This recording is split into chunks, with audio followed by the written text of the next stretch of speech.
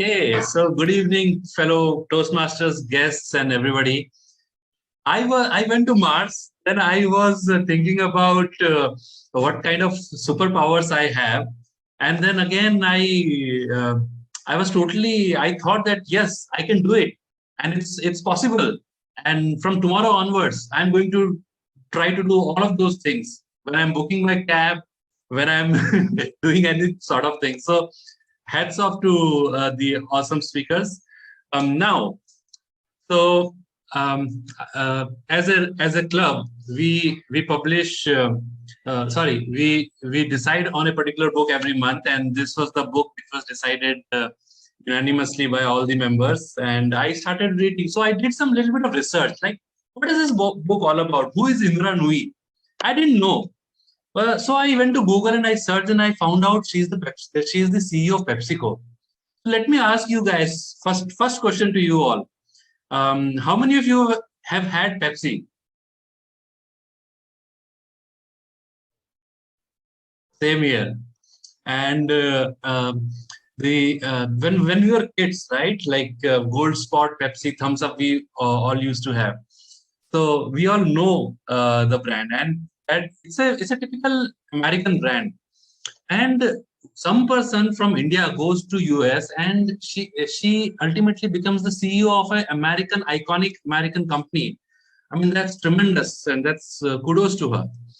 So I quickly started reading about this book, and I figured out this is worth investing time. And then I read some testimonials. So when I looked at the back of the book, it's not clear, right? If I bring it, how do I make? Okay, wait. Raju, can you give me the screen sharing rights as well? And let me just remove the virtual background, right? Yes. None. Yes, Okay. you can try now. Okay, this is also done, and I'll share my screen as well. Is my screen visible to everybody? Yes. All right. So, no, hold on. How do I make this as if I'm sharing and I am also, hold on, advanced? Yeah, PowerPoint virtual background share. Advanced, go to advanced while sharing and with a PowerPoint. Go to advanced settings for sharing. Yeah, advanced. Go to with a PowerPoint option. Last Yeah, option. first one. Yeah. If I click on it, it asks for the slides. So it is kept on the desktop. Okay, I'll have to give the slides to him. All right. Yes. I think it's working. Perfect. Okay. All right. Great. So if I now try to share my, I'm too big. Okay. Can you guys see the back of the book? No. Okay. Hold on.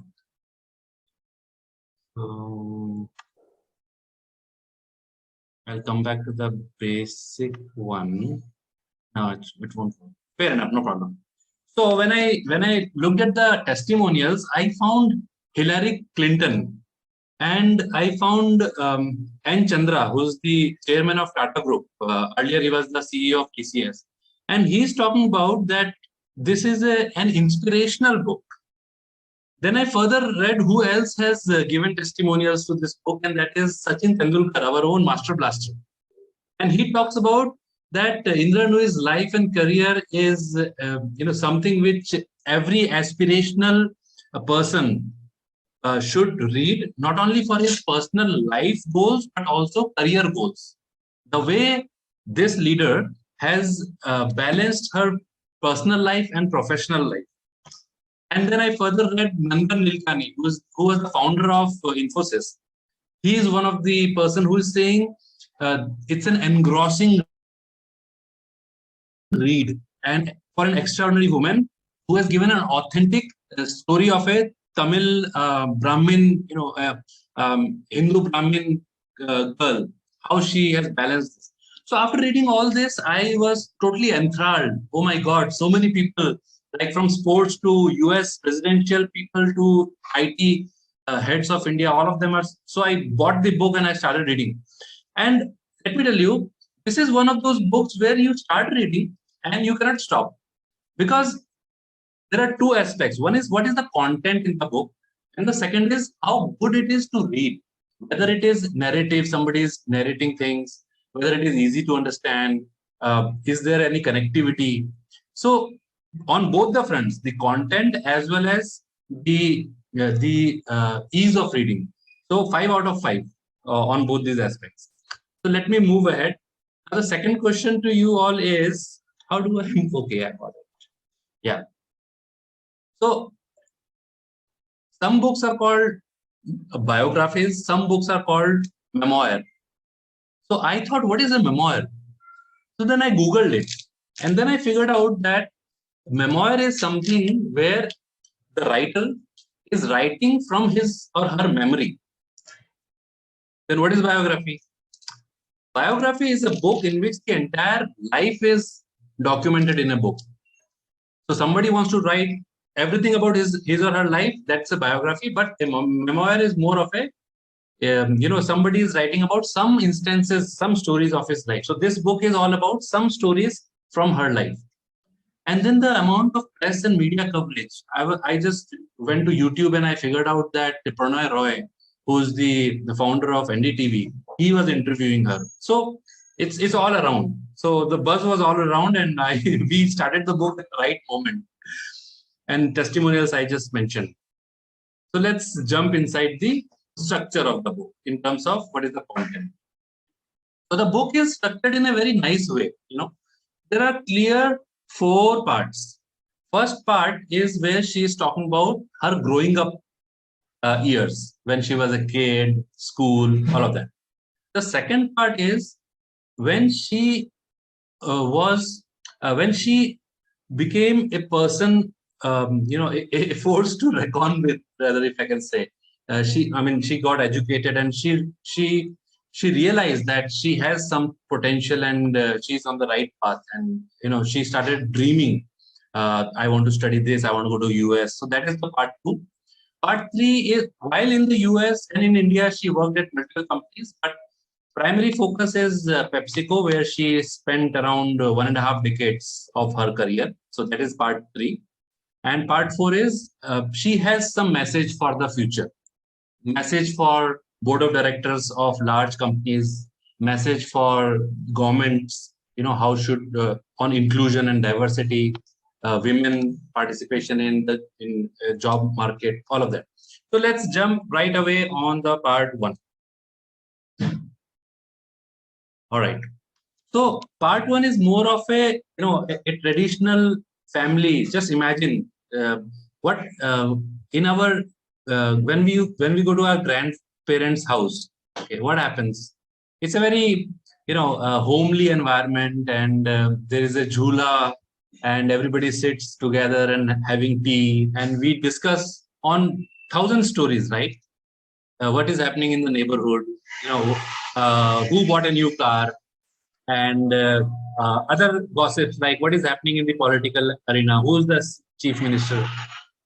So, but besides all of these things which happen, there was one important thing which was happening in her house, and that is her grandfather. His name is Tata, and he was a well-educated person.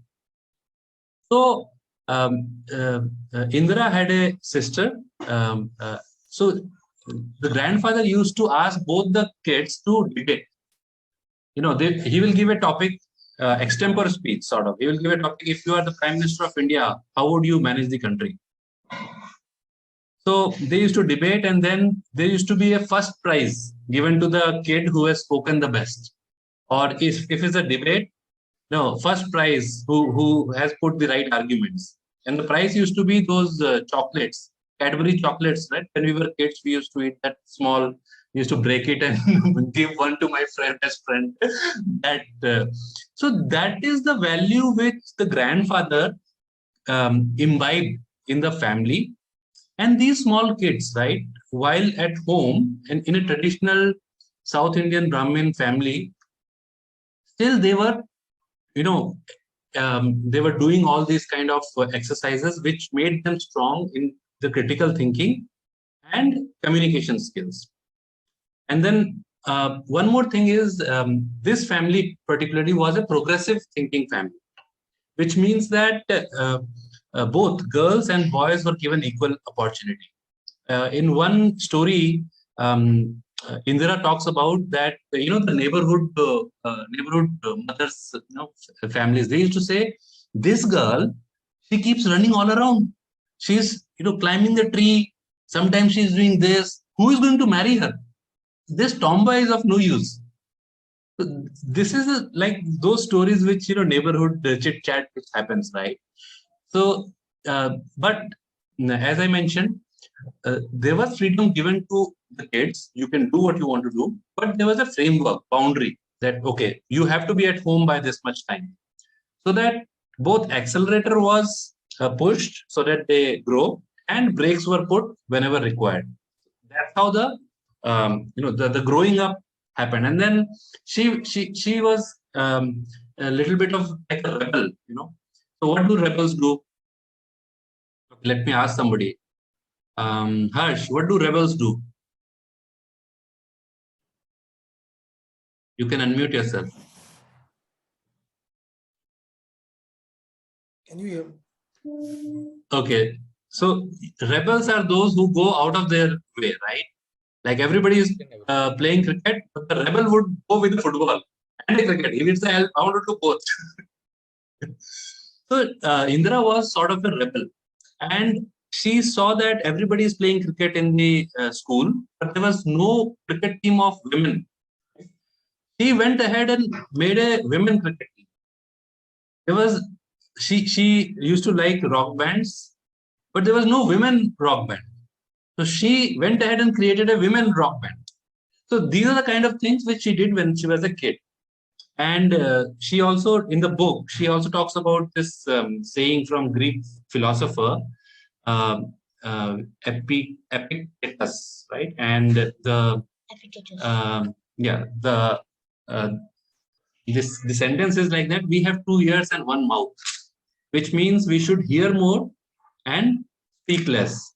So this was sort of a mantra, family mantra, with the progressive thinking, where our leader, grew. So let's move to the next slide.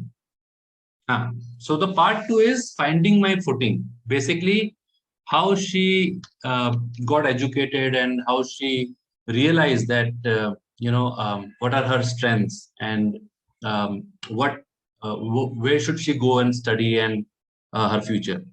So the first thing was she applied for IIMS, because at that time IIMS used to be the best postgraduate institutions in the country, and she got selected. Then she applied for a business school in the US, that is Yale Business School, and she got selected as well. Now here, there's a small story which I would like to share quickly. When she was applying for when she was applying for the US consulate visa,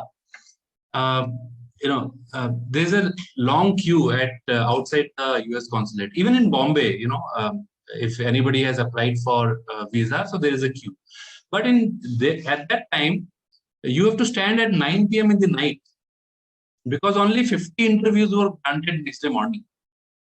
So in order to be one of those 50 interviews, you have to ensure that you are ahead in the line. So she stood throughout the night outside the consulate, and her boss came every 2 hours and gave her coffee, or sometimes idli vada or something, because and everybody cared so much for her, and everybody else was just looking at what is this girl, and how come these people are coming in cars and giving coffee and all of that to her. But what she talks about is that the relationship you have in your corporate or professional life, you should also look at those relationships, and it should be like that if you need help, your boss should also be able to help you. So that was the kind of relationship she has started building from her early days before she went to US. So finally she reached Yale Business College, and then she talks about the culture shock. Now she reached there and she wanted to eat Indian food, rice, pickle, and all of that. Now, in that part of the US, pizza was the predominant food. Everybody used to eat pizza morning, day, night. So she went to eat pizza, and then she first time she didn't like it. So she went to a shop. She bought bread, bread slices, and butter and tomato ketchup. She came back. She just put tomato ketchup on the bread slice, and she relished that food because that was the closest she could have eaten. And she wanted curd, but it used to be called as yogurt, and she didn't know about it. So this is one. Food was one of the stumbling blocks for her, where it took some time for her to understand all of that. And the way she talks about the other culture shock, like in US, the students, they used to call professors by name, right? Like, Steve, I haven't understood this. But in India, we stand up, we say, sir, can you please explain this? So this was the second culture shock which she got. And so she was trying to, have the Indian values as well as adapt to the US cultural values. And finally, she passed and she got a job at BCG. BCG is one of the top big five, we call it big four, big five, one of the top consulting groups globally. She started working there as a strategy consultant. And then there's a little bit about she finds Raj, who's her husband, and they get married. They have two kids. So I'll move on because the main part of family is coming later. So this is how she got educated, adapted to the US culture, and finally started her job. Now she did a couple of jobs after BCG. She joined Motorola for some time. She also worked in one more company, consulting company, but she was looking for a bigger company. She was in her career growth perspective. And then PepsiCo and GE, both of these companies, they gave her an offer, and she chose PepsiCo to work for. What happened when she joined PepsiCo? At that time, there was this Pepsi versus Coca-Cola rivalry going on. Okay, during 2000 and 2010, during that time, even in India, we have seen, and then Thumbs Up and all of that. And Michael Jackson, who used to campaign for Pepsi. Even in India, Sachin Tendulkar was the brand ambassador for Pepsi at one point in time. So when she joined, she started working as the head of strategy. Then she took finance portfolio. So she was asked to do multiple roles in the company. And then basically, the amount of hard work which she poured in, that made her successful in the job or the task she was doing. One such example is when she got promoted as the CEO of the company. She was so happy. So she wanted to come home and tell everybody, right? Like, I've been promoted as a CEO. But when she reached home, her mother told her that, can you go to the nearest shop and get a packet of milk? So she was shocked. Like, come on. I became the CEO of such a big company, and my mom is just saying, go and get milk from the shop. I mean, this is not done. It's unfair. So she, of course, she went and she got the thing done. And when she came back home, she told her mom that, Mom, can you even listen to what I want to say? Do you know that I've become a CEO of a company? So the mom heard her empathetically, but then the mom said, that's very good. That's great. But Indra, you can be the president of a company or a country. But when you enter the house, you are also the mother of kids and wife of your husband, right? And nobody else can take that position from you. It is only you. who has this position. So, of course, she didn't like it because she really wanted to celebrate. But then eventually she understood that there is professional world and then there is family world. But the the value of a mother to the family is far higher, far more than any designation in a company. So this was one thing which just moved me when I was reading the book. It was a very touchy moment. So further, so capitalist countries, Pepsi was more of a, money making and capitalist virtues, because it's an American brand, right? So they used to evaluate a CEO basis the quarterly earnings. Okay, so you are CEO for 5 years.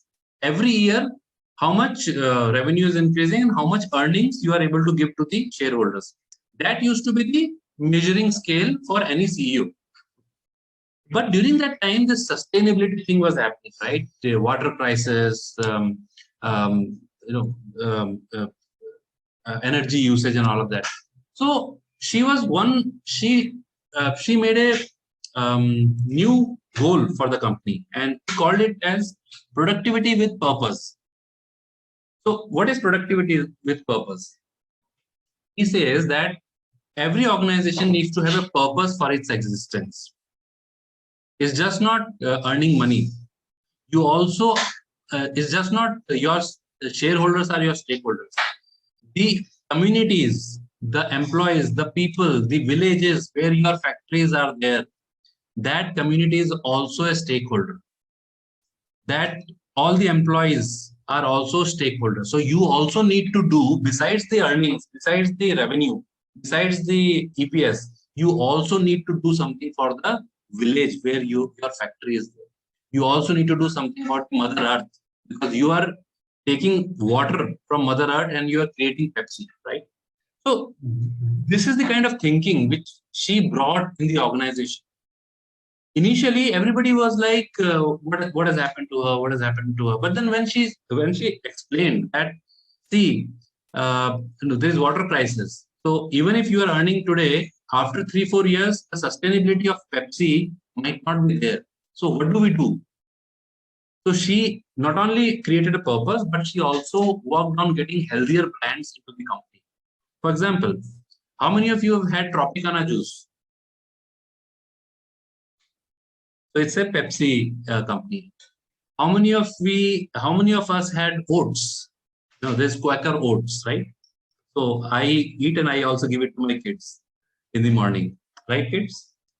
Yeah. Yeah. So these are the healthy foods which, in her tenure, she ensured that besides the Pepsi, which is most of a sugar-rated water, right? Besides the Pepsi, the company should also have a larger portfolio with healthier food items. And she got it done. There was a merger with very big merger. $13 billion merger with the Quaker Oats is not a small deal. It took more than 2 years for the company to do the merger, but she spearheaded it single-handedly. So that is very well explained. And if anybody has interest in investment banking, anybody from banking here? So in that case, you should also read that chapter, because it is very well explained how merger and acquisitions happen, how, financially, how it happened. Now, whenever, so, so as a husband wife, when the husband is working, wife is taking care of house. A lot of times my wife is traveling on official trips, right? Bombay, Calcutta. But during that time, I have to take leave and I sit at home. So it's kind of a balance where both husband and wife, they need to take care of the family. And now she comes back to this point that Raj as a husband was fabulous. Not only from his understanding perspective, but also as a lifeboat and support to the family. Because the kids were small and she was traveling from to different states. So at that time, Raj, and not only that, she also called her parents to the US. Raj called her parents to the US, and whenever both Raj and Indra had to, spend some time, maybe going to China for some field visit or some other places, the extended family came and supported the small kids. So that it is very well explained, and this is one of the messages towards the end. So I'll come to that. But having a life support is very important for anybody who has aspirations to grow, not only personal but professional. Now, one's very a fun fact which she narrates, and I'm sure it is going to touch you all, is the younger daughter was Tara. Her name was Tara, and she started going to class 2. Okay, class 2, and when during that time Indra had joined Pepsi, and KFC was a brand under PepsiCo mother brand. So Tara, as a 5-year-old kid, doesn't understand Pepsi and all, right? But how she explained it to her friend is like this: my mother works at KFC. So we all understand, right? As a kid, this is what she understood, that my mother works at KFC, and her friend, kid's friend, reverted back. That's so cool. That was very the way kids understand and how well she explained. So let's move on to the last part, which is part 4, and that is looking ahead. So the last 2-3 chapters are dedicated here. Now I'll just quickly summarize. There are 2 key messages of this book. First message is organizations needs to have diversity, and diversity. Besides diversity, it is also different people from different culture. A larger participation of women. Now, she gives an example that she went to the HR. This was a time when Pepsi was expanding in China. Okay, so she thought that we need to have some Chinese leadership also in our organization. So she went to the HR and said, "Can we have more diversified people? You can send me the CVs. I would want to interview." After 2 weeks, the HR comes back with some CVs of Canadians. So in the US, for the Americans at that time, diverse culture means Canadian culture or Latin American. That's it. I mean, Chinese or Indian origin, that was not considered as people from different. So that is a joke which she cracks. Besides that, she talks about the lack of women participation in the leadership of corporate America. She empathetically talks about when she walked in the executive floor of Pepsi, there was not even a single woman. It was all dominated by white men.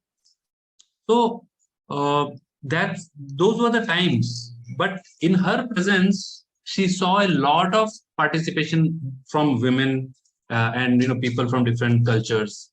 So that is all happening. But still, there is some statistics also available in the book that compared to men, the salary differential is still there. And that she talks about quite openly in the book. That is one of the takeaways, that it's just not, it's not HR's role to ensure that women are there and they display quota. No, not like that. The CEOs and the boards, they need to have these directives so that there is higher participation of women in the organization. And one more deeper aspect here is women participation is not a gender issue. It is not that we want more gender. No, it's not that. It's a larger issue where it's an educated talent which is not participating in commercially, GDP growth. So globally, we invest so much in education, but if that educated workforce is not participating in your country's economy, then that's a loss for the country, for the global economy as well. So she points that it is not a gender issue to get women. It's more of a talent inclusion issue.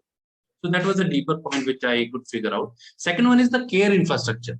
So last 2 chapters is all dedicated on care infrastructure, where she talks about, as a woman, you are a cook, you are a caretaker for elderly, for kids, you are a tailor, you are a cleaner, you perform so many hats, right? But if you also have aspirations to work and grow your career, how would you be able to dedicate time there? You would not be able to dedicate. And hence, there needs to be a caretaking infrastructure. So in her company, PepsiCo, what she made a rule is that in most of the larger premises where, more than 100 people sit, she made it mandatory that there needs to be a small crash where where the mothers can or fathers can bring their kids, drop them there so that they can play throughout the day, and all the meals and everything is taken care for the small kids. And when they want to go, in case something goes wrong, they can quickly go and address, right? But at least mentally they are not under any tension or pressure that I've left the kid alone, right? So that helps opening up, freeing your mental bandwidth, and you are able to bring your whole self to your work.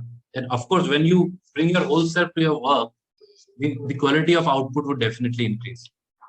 So these are the two messages towards the end of the book.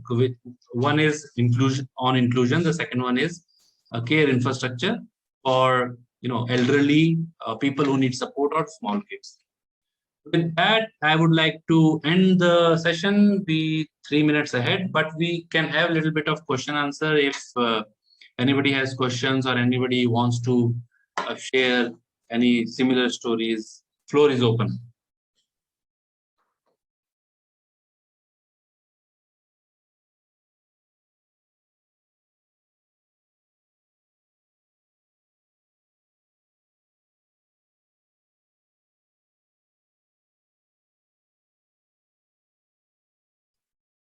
Okay, so I recommend this book to everybody. There is in Audible, the audio version is also available. So if you love to smell the book, you can buy a physical book. If you want to go on a walk or you run or you exercise, Audible audiobook is the best. But go for this book because, as I mentioned, both in terms of content and second in terms of ease of reading or listening, on both these aspects, I give full marks. So with that, we end the session on book summary for this week. Thank you so much, everybody.